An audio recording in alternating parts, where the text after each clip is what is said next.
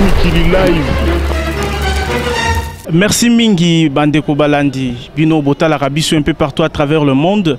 Tous à la plaisir. Poto Luke la Rabino toujours ba valeur dans la République démocratique du Congo. Baye balobela kamboka, baye balobela politique, baye balobara po ekolo ekende liboso. Lelo toye lisusu kokutana na président Gabriel Mokia. Oyo azali na momesano ya ko répondre na ba question Kadhafi atunaka et surtout que beaucoup plus ezalaka sur demande na bino ba internautes beaucoup tala biso aux États-Unis, na Europe, na Afrika wa bazali pe belé, Océanie un peu partout na Asie. To komeka mke ko tunaye sur ba sujet d'actualité et vous êtes sans ignorer que pasteur Théodore Mugalu wazali chef ya maison civile ya chef de l'État akendai kokuta na Etienne Tshisekedi. Sachant que Gabriel Mokia azali très proche ya Etienne Tshisekedi, yango to retourna yepe question ana ba sujet ezali ebele boyebi ba concertation et utaki ko sila bango bazalaki libanda moi aperçu moko selon bango et Congo ekoki ko s'attendre na nini puis ndenge ka to solaka masolo na biso bino boyebi président Gabriel Mokia bonjour. Bonjour journaliste. Moi mikolele ki ebele boni nzoto. Très bien, tozo bundaga en opposition. Bozo bundaka en opposition, ndenge na bandi na entrée ya annonce nangai, ozali très proche à Etienne Tshisekedi. Lecture no ezali nini na rencontre topé visite ya pasteur Théodore Mugalu et pas Etienne Tshisekedi. Bon, moi je trouve que visite on les a ni les de ni les faits.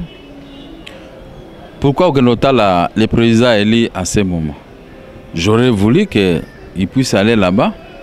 Et que M. Kabila il puisse remettre le pouvoir à ces derniers. Parce que Bango, Bazoui victoire n'est pas Kiminango.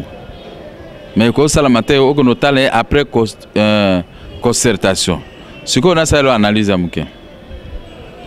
Avant concertation, Ngai Moto na sengaka concertation en 2006, 2007, 2008, 2010. Sans réponse. Parce que Bango bako garembo kayo na maboko ya Rwandais na ba Ougandais. Ça je le savais depuis longtemps. Parce que armée ezaki na est, les armées mélangées toujours na ba Rwandais na ba Ougandais. Ils n'ont jamais quitté notre territoire national, les occupants de la RDC. Alors, on a bagi yemo kwa kokokate ko gérer situation. Il faut tout ça concertation pour biso to atope sa tenus na mboka to benga na ba Rwandais parce qu'il y a kokobunda na ba Rwandais jamais parce qu'ils ont été ensemble dans la valise de Laurent Désiré Kabila de l'AFDEL. À provenance de Kigali, Ouganda, Burundi, Tanzania et Angola aussi.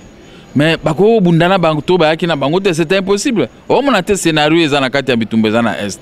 Ils ne veulent pas se battre. Alors, on a 50 ça concertation, biso to gotia ba élément valable. To bengisa ba soda nyonso ya Congo baza n'importe quel coin du monde.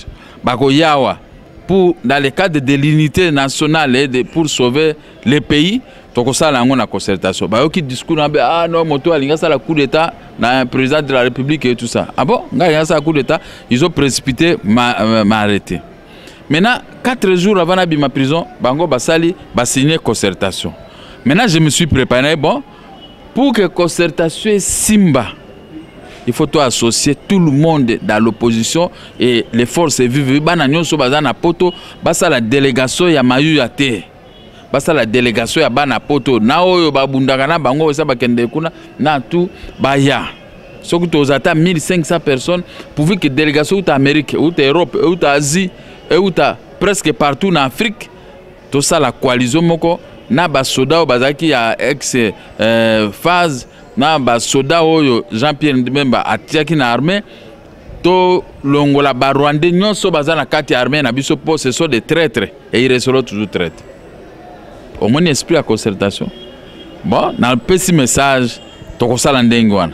Ba yo no président Mokia siko ko bien prison makaro ango na invitation au côté concertation. Je dis oui, je suis prenez dans ta concertation. Mais voici mes préalables. Avant toute chose, il faut que nous montre président Tshisekedi. Que lui donne son quitus que tu peux participer. Bon, opposant surtout Bakota. Si on a une concertation qui est bien, et puis à la sortie de concertation, les résolutions devraient être exécutées conformément à ce que tu as. Nazu Makaro Lelo. babaki nanga lobby bakopesa yo réponse na bi bon dans l'entretemps boko restituer bandako ba bien na biso tout bo saisir lokola ngai 3 immeubles na ngai faut bozongisa puisque je n'avais pas volé ça ce sont les biens qu'on avait achetés basoda Emile Seigneur so ex bazana prison babima bobimisa chaloupa même s'il a la peau blanche cela ne signifie pas qu'il n'est pas congolais parce qu'il est né ici en 1948 alors lokola botamia c'est que aza congolais papa n'est pas botamia mais comment bato babotamia bazala ba congolais et les autres qui viennent avec des armes à Outi Rwanda c'est un peu regrettable le président Gabriel Mokia parce que ba préalable nyonso ko loba na moment oyo concertation esili batandaki loboko na bino ba pesio macaron ou avoué mais au quotidien pour lobela makambu oyo donc ndenge bato ebele bazoloba ke bino bolingi bokabwani oyo ezalaka po bozo vivre bien. Mais il faut que nous appelions au raisonnement. Ok. Alors, na sengi bango, babimisa djomi, babimisa pe, continue à malade, paralysé d'un côté, il faut que nous soignions. À ce moment-là, je vais prendre part dans la concertation. Bon, je vais une invitation. Na zubilo konyo soto. Na zeliti butu et le côté. Tongo etani balobio bakoya ko sala discours d'ouverture. Mais tozela. Nazeli 8h, au présent, ngabi nazoya. 9h, 10h moins 5.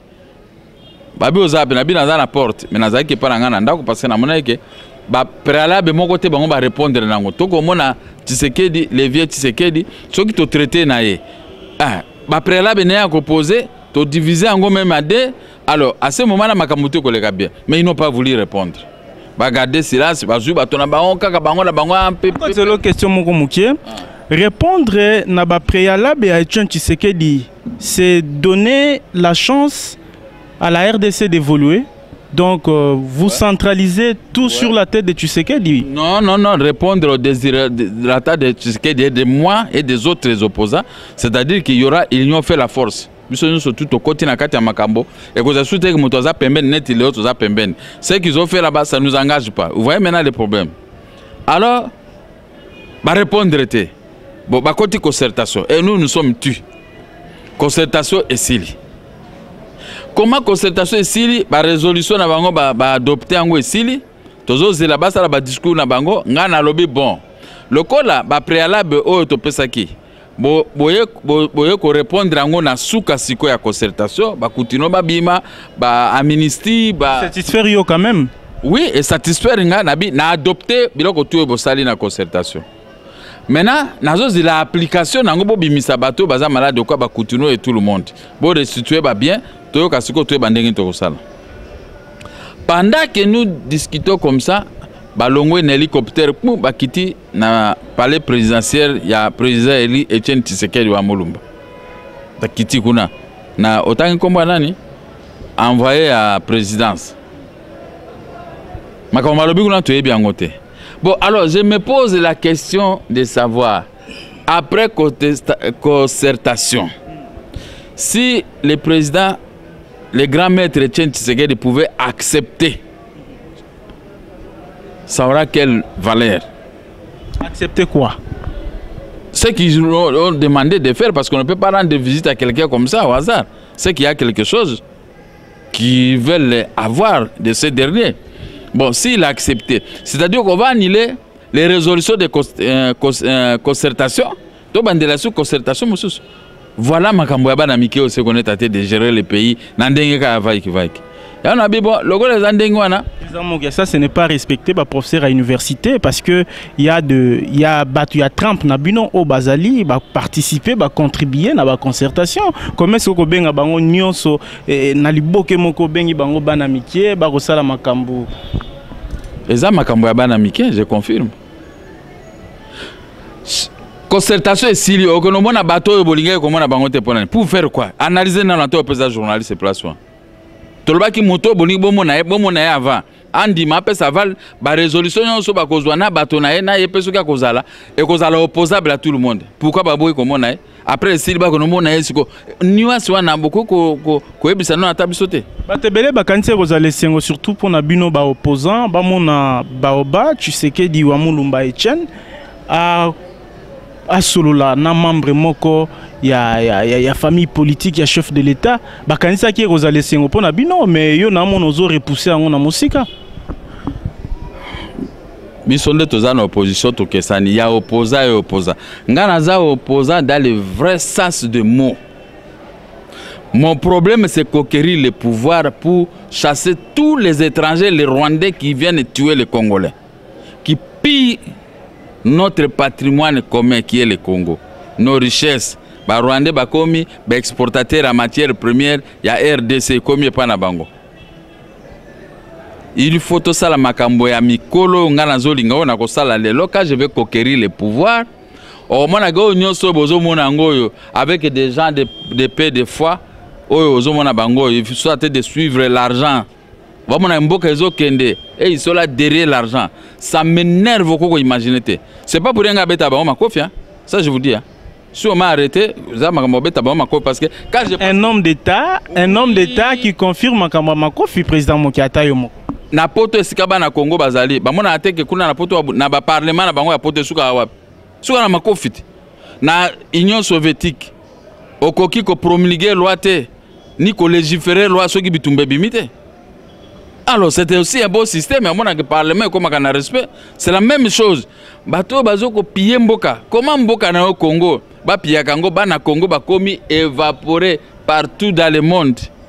Quand je passe à ça, j'ai honte.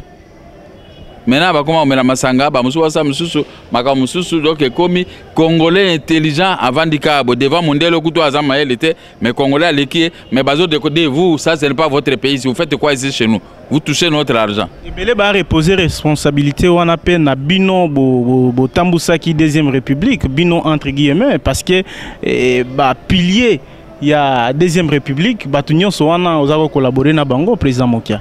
Nalobi ya.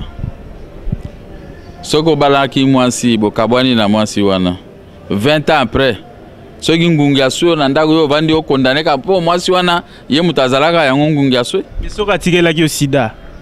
Est-ce qu'il y a un problème de sida? Hein? C'est-à-dire que ngai na gérate na deuxième république, je n'étais pas ami na bato à deuxième république. Moi je me préparais à atterrir dans la politique, j'étais un homme d'affaires, point. Moi je n'ai pas l'art de fréquenter les gens. Au moins, moi, je ne suis pas là. Moi, je garde ma dignité. Je garde, même quand je descendais en Europe, j'avais toujours ma dignité. Et quand vous allez servir le Congo, parce qu'il est vrai, nous confirmé que le président Mokia a vraiment un droit chemin et pour garder l'unité, mais plus aux tenir dans la même position, il y a garder l'unité. Ozo salaté, ozo mettre ba penser na yo na exécution te pour na bonheur des Congolais. Mais Mitterrand a lutté comme si c'est 30 ans dans l'opposition, 20 ou 30 ans dans l'opposition. Après, il a fait 14 ans au pouvoir en France. C'est la même chose comme moi. Depuis la politique active, j'ai commencé ça depuis 96. Mais la politique d'une manière générale, c'est depuis 86. Je n'étais pas à la place publique, mais je faisais dans les journaux. La politique active, 96 à ce jour, je suis là dans la politique active. Vous croyez que le peu d'argent que j'avais dans ce que je faisais comme opérateur économique, je suis en train d'utiliser ça dans la politique. C'est moi qui ai pillé dans la politique. Mais je n'ai jamais gagné même $10 dans la politique. Donc, il y a une différence. Mais il y en a qui viennent dans la politique pour s'enrichir. Mais moi, je ne suis pas comme ça. Mon objectif, c'est quoi? Conquérir le pouvoir. Parce que je vois la façon dont on est en train de gérer la RDC. Votre émission est bilingue, hein? Oui, je vous en prie. Ah, on est en train de gérer les RDC comme un bien 100 mètres. Vous pouvez imaginer ça? Vous dites la Deuxième République. La Deuxième République a laissé les maisons, plusieurs maisons de la Banque centrale. La Banque centrale avait ses maisons. Mais tout a été vendu par cette République ici. La Deuxième République avait laissé les maisons, des milliers de maisons de la présidence. Quand vous êtes à la présidence, on vous confie, on vous donne une maison d'habitation. Quand vous partez, quelqu'un d'autre, on peut confier à quelqu'un d'autre. Mais aujourd'hui, on a tout liquidé, on a tout vendu. Mais ça, ce sont des étrangers qui font ce genre de gens. Comment on peut venir piller la République au cœur même de cette République, c'est-à-dire dans la ville de Kinshasa et l'intérieur du pays qu'on ne contrôle pas? qu'est-ce qui se passe? Président Mokia, message moko outi ko lancer mikolo yo, je vous en prie continuer. Aux autres na émissaire na yo moko boye na mboka ozo agresser biso pour azwa bokonzi. Na lobibwe. À partir du moment où nous allons combattre dans ces pays, tokolonga ba Rwandais ou Bazalia ou na Bazakuna, nous allons prendre ces deux petits Ouganda et Rwanda, les pays là, nous allons nommer le Balouba qui est maître de chef de l'État là-bas. C'est moi qui va les nommer. Chef de l'État rwandais. Comme ils sont. Ça c'est quelle diplomatie? Makamo fosa na cessé batuba mona lobby yomoro de jeux lobelian. Ngala lobelango nazo pesa courage na bana o bazana poto na bazalé que notre ennemi commun c'est rwandais. Et ils ont fait chez nous les entreprises publiques biloko belé les a géré na bango. À l'est, même militaires de l'est me disent président Mokia ah wabiso to lobagate. Mboko yozo mona Congo et comme quoi na maboko ba rwandais. Awa soko moni bango bazo lala na Giseni mais na tongo bazo ko travailler na Goma. Tout leur appartient. C'est-à-dire yebisanga mboka za na maboko banani. Yango zo mona ngai na lobi to bunda bitumba to tika ba division dans l'opposition to tika lokola bango bazo mona le président Etienne Tshisekedi pour ceux qui bandimi bango bakota na kati ya gouvernement d'union nationale bango basala. Mais je dis ils vont entrer dans le gouvernement pour faire quoi? Parce que les gens ici qui gèrent la RDC ils ont échoué sur tous les plans. Sur le plan économique, sur le plan social, sur le plan sécuritaire ils ont échoué. Il ne faut pas entrer selon Gabriel Mokia. Non, pas selon Gabriel Mokia, selon l'ensemble de la population congolaise. Selon ceux qui sont à l'étranger. Je ne peux plus tenir un discours sans parler de mes frères qui sont partout dans le monde. Qui ont l'amour de ces pays, qui veulent les retourner dans notre pays, mais dommage que le pays est sous occupation. Comme quelqu'un m'a dit que... Moi, je constate que le président Gabriel Mokia ne fait que le plaisir de certaines personnes. Ndengo Utsikoloba bana ya Congo au Bazali na Mikili Libanda, et à chaque fois ceux qui président Mokia Zoloba il prend toujours part il y a ba Congolais à diaspora et il parle toujours na ordre que na manière oyo que ba Congolais wana balinga koyoka makamba bongo ba sepela. Ce n'est pas que ba sepela zamboka moko Congolais na Congolais azana poto azana famille na mais boye bi ndenge ba mo ba ko biso to tinda ka 9 milliards de dollars par an pour na ba famille na biso. Alors parce qu'il y a la pauvreté ici. Pourquoi il y a la pauvreté? Parce que le gouvernement ne veut pas travailler. Le gouvernement a une autre mission. Comment le pays est en train de disparaître? Il y a la balkanisation. Maintenant, vous voyagez aux États-Unis. Les États-Unis et autres pays, il y a la balkanisation. Quand vous arrivez chez eux là-bas, et ils vous dictent ce que vous devez faire. Ceux qui sont dans la balkanisation, hors de pour le président Gabriel Mokia, il faut que la diplomatie se limite quand la RDC et l'élargité. Diplomatie qu'on a élargi dans le sens que tout le monde doit trouver son compte. Mais notre diplomatie, tu trouves qu'à côté, les pays sous occupation. Pourquoi ces gens-là ne donnent pas l'ordre à Kagame de cesser d'agresser la RDC? Il parle d'une manière superficielle. C'est pourquoi on a Sengibo. Voilà, voici l'homme, vous devez l'appuyer. Tout le monde doit m'appuyer. Oza parti politique, nous avons poto kagobi tous un leader kuna Mokia. Il faut tout l'andaye na simamoto tout, sans exception. Même à Kitasa batinde liambongo, liambongo wana kuna. Mais zala na idéologie donc il faut tout dédouaner Congo. Le Congo est sous occupation. Notre pays est sous occupation. Et c'est bien nous avons ngote.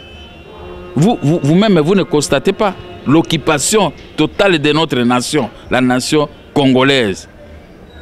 Hier, c'était une nation trop fière, avec Lumumba, Adoula, Tchombe, Mobutu. Tout ça, ils ont fait la fierté, Nendaka et Kosor. Mais aujourd'hui, si ces gens-là pouvaient revenir, ils vont trouver que le pays est vraiment malade et sous occupation. Yangwana nazo sengala bajene nyonso bazana Kinshasa. Bajene nyonso bazana étranger. Coalisons-nous. Quel est notre problème? Le Rwanda c'était un petit pays comme ça, soutenu par multinationaux et puis surtout par Israël. Et d'autres pays, même la Belgique qui soutient le Rwanda. Vous avez découvert enfin? Mais tout le monde a découvert. Depuis longtemps que nous avons toujours parlé de ça. Et ceux qui soutiennent le Rwanda. Mais nous, si nous parlons un seul langage, pas de division, nous allons chasser les Rwandais et les multinationaux qui exploitent tout au long de nos frontières. Une mauvaise maladie, président Mokianengo Utsolo Baboye, Ndengo Zoluka coalition. Na Congo, c'est difficile, bamona ba Congolais surtout, hein, tozwaka nanga mona bino ba opposant, bamona ba opposant na langage moko. C'est très difficile. Mokia soki a lobby A, mususu kuna ngoloba Z, mususu a lobby M, et c'est difficile de trouver unité, même dans l'opposition. Lelo kutu batu ba mitu na rati lelo jusqu'à quand opposition ko bimisa ata porte-parole réponse ezala raté. Mais na logique oyo est-ce que aspiration na bino boko koma? Mais na biso boy. Ceux qui moyibi azo yibananda kona akoluka boza na division. Vous croyez que c'est facile pour opposition le même langage parce qu'il y a division, il y a des faux opposants, les opposants des pouvoirs bazapé. Quand vous parlez ceci bango ba kotinda bango bo sala boué. Ça, on connaît. Moi, je connais beaucoup les opposants du pouvoir. Baza, on peut baza na mikili ya poto. On a dit, on a pas finga abiso na Facebook. On a baza ba opposant au pouvoir. Il faut sembler d'être dire envers ces pouvoirs, mais en réalité rien. Ba ponaka soit ba finginga, ba fingi le président Tshisekedi, ba fingi bato ya mineno ba ko sauver Congo lobi. Ozomona keza division. Alors, pour nanga ezandengini, ezala bango ba opposant au pouvoir. Ils ont de la famille ici. Tous se coaliser tous. Batindeli bino mbongo na poto, boli mbongo wana. Bango ba utena mbongo wapi. Le rafdele yaki batunyo so ba yaki wana rafdele so ba yaki na mbongo. Est-ce que bango nani ako tema me pepe nanga? Moi je m'habillais très bien, j'avais toujours de belles voitures. Vous regrettez ça? Je ne regrette pas. Mais je vois seulement qu'on est venu me piller. Je roulais carrosse. Si je vais aller en Europe, je pars. Si je ne demandais rien à quiconque. Mais aujourd'hui, on est là freiné parce qu'on nous a tout arraché. Maintenant, bah moyen n'abisso c'est comme dans ma boque on abisso. Maintenant, comme on dit en français, diviser pour mieux régner. Mais comme ils sont en train de diviser pour mieux régner, tant mieux. Mais nous pouvons aussi être malins. Coalisons-nous. Qu'on soit Congolais, nous, c'est ce qu'on vend aux en Angleterre, aux en Bruxelles, aux en Bordeaux, aux en France, na Paris, aux en Allemagne, aux en n'importe quel coin du monde. Coalisons-nous. D'abord, Bino Batoboza na Katia Kinshasa. Ah, Waka, moi je dis et moi tout le monde écoute. Il n'y a pas de. Au moins, l'opposition est divisée. L'opposition va diviser la Makamona Bango, mais nous sommes soudés. Je peux aller voir n'importe quel opposant. Porte yanda kunego ezala fermer te ponanga. Position na yo na ya na ya wana kuna, c'est ce qui vous diffère. Porte c'est quoi? Devant une évidence, biso tout le même langage. Devant une évidence, nous sommes tous le même langage. Au moins, on a un cambo. Mon côté, les gars, la télévision contre dire. Rien du tout. Dernière question, président Mokia, avant la conclusion, ce qui est l'autre lobby, Etienne Tshisekedi, Bavandi Pena, Pembena, Joseph Kabila, Bapesani Mbote. Pour changer le langage? Mais Kopesani Mbote, c'est que c'était un problème. Ça veut dire Bayokani, Kopesani Mbote, fraternité, amour. Qui a besoin plus de pouvoir? C'est les grands maîtres Etienne Tshisekedi. C'est pas moi. Moi, j'attends le moment où je vais récupérer le pouvoir. Pour changer le langage? Non, il n'y a pas à changer de langage. Moi, je fais la politique selon moi. Etienne Tshisekedi fait la politique selon lui. Mais on se coalise pour une question donnée. La bonne gestion de la République. Mais si on a montré qu'il y a complicité, mais je devais dénoncer, c'est mon rôle. Écoutez, moi j'ai commencé les affaires moi-même. J'ai commencé la politique moi-même. Je n'ai jamais été dans un parti politique. J'ai le parti politique MDCO que je vais demander l'Europe Mobimbe s'adhérer. Tout le monde est au côté, tout ça, la Liboke Moko. Nous allons dédouaner ces. Le problème, c'est que moi je demande de dédouaner la RDC. Seulement l'Europe, hein, même les États-Unis. Ah, mais c'est ça, non? Donc dédouanons la RDC, papa. Vous savez que ce pays, Dieu nous a donné des richesses. Mais qui attire profit? Ce sont les pays voisins et d'autres pays du monde. Mais Bissomoko aussi, si classe, il n'y a pas de travail. C'est pourquoi je viens pour redresser les social, la sécurité et l'économie. J'ai demandé à celui qui veut faire un débat sur moi, avec moi, même si l'économie a n'importe quel débat, imagine-toi, nous sommes tout le temps dans les noirs. C'est ça le problème. Il faut maladie. Il faut toujours parce que imagine-toi, les étrangers nos frontières sont réellement perméables. Mais sous Mobutu, ce n'était pas comme ça que toi tu viens avec une arme au côté. C'est pas possible, tu ne sortiras pas. Mais comment, qui donne cette puissance aux Rwandais d'entrer dans notre pays à tout moment pour venir nous tuer? Nous avons les barrages. C'est sous Mobutu que 1 750 000 personnes oyo bakota na bibwele na ba entreprise na minduki na RDC. C'est la communauté internationale. Basengaki Mobutu tika bazala ba régler problème ya Rwanda après bakozonga. Alors or que c'était une aventure, c'était des militaires qui étaient venus pour déstabiliser la RDC. Alors pour Nangai personnellement. Aujourd'hui, Congo faut être très prudent parce que Toyoki déjà kuna nangamo ba M23, il y avait 200 familles ici pas plus oyo déjà ba traverser dans secteur nabiso. Journaliste, toi tu parles de sa famille. Mais l'exploitation de Tutsi dans notre pays, on n'en parle pas. Tout le monde connaît, mais tout le monde ne dit mot. Il y a complicité à tous les niveaux, même ici au Congo, il y a la complicité. On donne cette force au Tutsi de Nalobi, Ligorodo, Abandako, Melanjoku. Moi, les Melanjoku, Ligorodo, c'est ce que nous sommes à train de voir. Rwanda a 5 millions d'habitants, Abandako Mela, 70 millions superficiels. Il y a pas Congolais parce qu'il n'y a pas un ressassement. Et maintenant, ils veulent faire le ressassement pour ressasser les Rwandais qui doivent devenir des Congolais forcés. Dans le siècle, nous sommes prêts à la conférence de Berlin. Fallait plus que ça le recensement selon le président Gabriel. À quand alors effectif, chiffre normal et à Congolais Togo Yeba. Le recensement peut être bien pour calculer la croissance imaginaire aux Alaganangwa. Problème est que tu gagnes Bitumba militairement. Tu pacifier Mboka, on fait le recensement général. Les Rwandais, les Ougandais, ils vont fuir, ils vont partir. Mais nous, vous allez faire un ressassement. C'est pourquoi je dis, papa, il y a complicité dans notre pays. Message, surtout, il faut bien soutenir le président Mokia. Aux ennemis, d'abord, je ne veux pas parler le langage des ennemis avec quiconque. Parler, nous avons un leader au Congo, Gabriel Mokia. Nous allons le soutenir, même s'il y a des élections, il participe ou quoi. Nous devons le soutenir par tous les moyens possibles. Il doit. Bon, moi, vous croyez que moi, ce que je suis en train de faire ici, c'est de l'aventure. Mon souci, c'est conquérir le pouvoir. Parce que le pouvoir, c'est comme Babengango, ils ont une aventure. Moi, j'ai l'obligation de protéger l'unité nationale comme avait fait le maréchal Mobutu. Maintenant, aujourd'hui, l'unité, il n'y en a pas. Comment seulement les Rwandais, les pays voisins doivent venir faire des troubles dans notre pays? Mais nous avons les plus grands barrages, du monde. Inga. L'argent qui sort, on vend les courants aux pays voisins.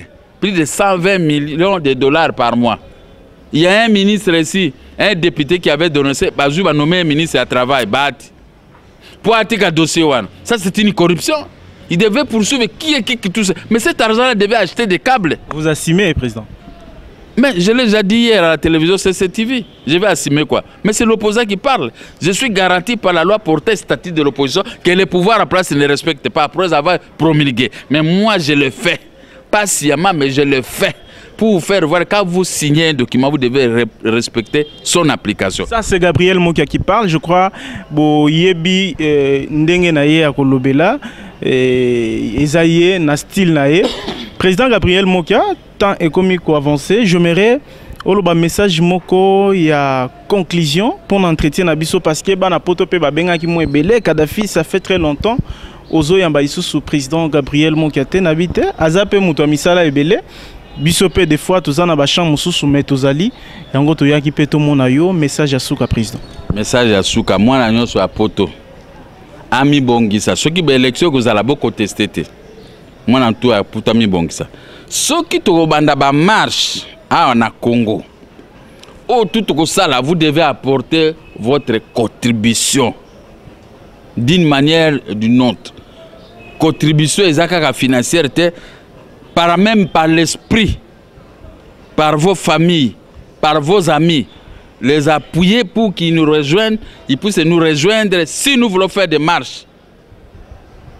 Parce que, à la lutte, on va les choses. Si on va laisser ce gouvernement en train de gérer le pays, c'est l'hécatombe pour la RDC. Tu vas voir que la communauté internationale que j'aime bien va procéder à la division de notre territoire. C'est-à-dire à la balkanisation et l'occupation de notre pays. Alors, nous ne pouvons pas accepter cela pendant que moi, je suis un opposant, né ici, je vais mourir ici, et je vais laisser mon pays balkanisé. Ça ne peut pas, nous ne sommes pas au Soudan, hein. Nous ne sommes pas dans le pays de maréchal Tito, où on a balkanisé le pays.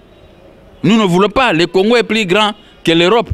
Et nous devons, avec cette grandeur, Dieu nous a donné beaucoup de richesses. La plupart de ces pays européens, ils n'ont rien comme nous. Mais pourquoi ils viennent piller notre pays? Ça, c'est le pillage systématique de nos richesses avec une arme à la main. Mais maintenant, nous sommes là, nous devons nous lever comme un seul homme. Les Congolais de Kinshasa, les Congolais du monde entier. Nous devons nous lever comme un seul homme. Vous allez nous appuyer. Que tu m'aimes ou pas, mais pendant les événements, il faut m'aimer. C'est votre pays parce que les moustiques qui piquent vos familles ici ne vous piquent pas ailleurs. Hein? Les saletés, tout le monde en a quitté ça, ils en ont pas pototé. Alors faisons ce que poter comment. Mais voici l'homme, nous sommes là. Merci beaucoup. Merci infiniment, na fidélité na bino. Merci na Mardoché Mbumboudi. Merci na Blaise. Merci Bandegonio Sobatali Bisso. Joseph Yani beaucoup mon Canada. MTI Boîte Noire na Norvège. Maman Brigitte Ndona na Londres. Frère Jean-Louis Mbioka na Toulouse. Bisso Tozawana. Poto fungola rapporte na Congolais nyonso oyo amoni ki akoki ko apporter un plus pour Namboka na ye. C'était le président Gabriel Mokia oyo ameki ko expliquer puis ko pe sa position na ye na makambu nyonso oyo ko leka na mboka na biso RDC. Merci encore une fois président na disponibilité. Merci. Na banzi to kokuta yo au moment opportun ceux qui bosenga ezali toujours mon message noto bengi puis toye totuni mituna, mais je pense que tout ce que le président Gabriel Mokia a pu dire n'engage que lui et lui seul. Bah propos naie nyonso biso toza wana poto servir des canaux na ba congolais ba yoka au moins batu nyonso bazoloba nini nani azoloba nini nani azoloba malamu nani azoloba bosolo bino moko boye ba ko trier puis bo pona nzela wapi kolanda. Merci encore une fois et na MTI tokutani très prochainement avec le même plaisir. Mais c'est votre pays, vous devez sauver ça. Live.